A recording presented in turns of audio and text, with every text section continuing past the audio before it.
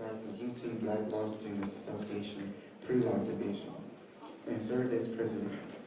She was also a member of the College Democrats and the Issues Committee. Erica began law school in the fall of 2013. As a law student, Erica was a proud member of the Black Law Students Association and served as the vice president of street law. She has taught street law at Soulsville Charter School and Hamilton High School.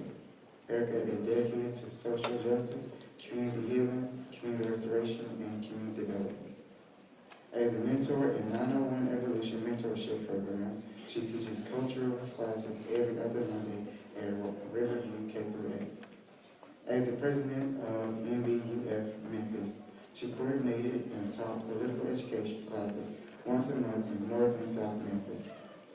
Erica worked as a legal intern in the City of Memphis Housing Community Development Agency and was a legal extern with the Shelby County Public Defender's Office. Erica has been a law clerk at the Memphis Housing Authority for the past 2 years. One of her most groundbreaking experiences in law school was working as a student attorney in the Neighborhood Preservation Fund, where she legislated in the Shelby County Environmental Court. Erica is a proud member of the Black Lives Matter Memphis Charter. She uses the skills she has learned in law school to address the issues in her community and fight for peace and justice. Please join me in welcoming Erica R. Evans.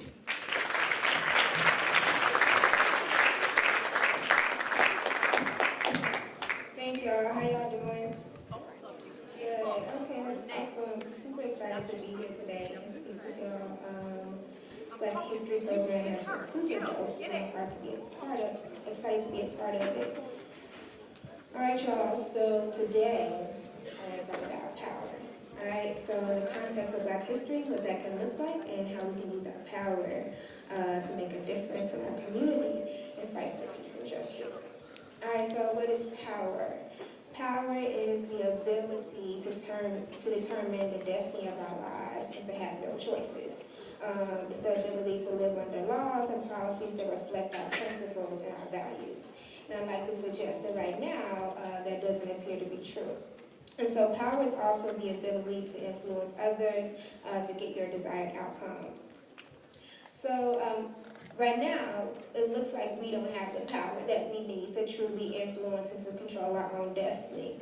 And I'd like to suggest that we can use the power that we do have to make a difference in our community. And so I think that you guys have done an awesome job, of talking about the current political landscape and the crisis in Black education and how that impacts our community and our nation. And so we know what the crisis in Black education looks like. It looks like school push-out. It looks like students who aren't able to sit in classrooms and learn because of the school-to-prison pipeline. It also looks like lack of resources and funding in our schools. Some of you might be familiar with that. And then also, injustice looks like sexism and the mistreatment of women. It also looks like racism, and discrimination against people who identify as queer and trans. It is also the over-policing of Black communities, and many of us can attest to what that feels like. It's the over-representation of Black people in prisons, and then also police brutality. And then fundamentally, it's the denial of our basic human rights, all right? So that's the political landscape, and then there's also the political landscape that got Trump elected. And we like to fight that to address the issues in our community. All right, so I like to suggest that what we must do to address these issues is to use the power that we already have. So today I want to talk about, for a couple seconds, what power we do have and how we can use that to transform our society. All right? Cool. All right, so let's talk about our power. So our power, we have power that I think sometimes we don't use and sometimes we don't know that we have. And so I'd like to talk about a couple of ways that we have power. And so our power, one, lies in our voice. And that's in our ability to recognize a problem, our ability to see someone who is hurting or being mistreated and deciding to do something about it. There's power in using our voice and calling out injustices and speaking truth to power. There's power in using our voice to say Black Lives Matter. Even when it's uncomfortable, when people try to undercut our words, and when people try to silence us. There's power in our commitment to dreaming of a world where Black Lives Matter. There's power in our decisions to critique systems that hurt and oppress us. Then there's also power in our decisions to declare that Black Lives Matter by fighting against racism, homophobia, and inequality. And so I think that the Black Lives Matter founders showed us what it looks like to fight for justice. And so I don't know if a lot of y'all know this, but Black Lives Matter was founded by 3 Black women, 2 of which identify as queer. And it's important to mention that because right now our queer family is under attack, and so they need to do is fight for them. All right? And then there's power in you, in students. There's power in your ability to lead and organize among yourselves to fight against injustices. And so we can look to SNCC, which is the Student Nonviolent Coordinating Committee. Is the PowerPoint up?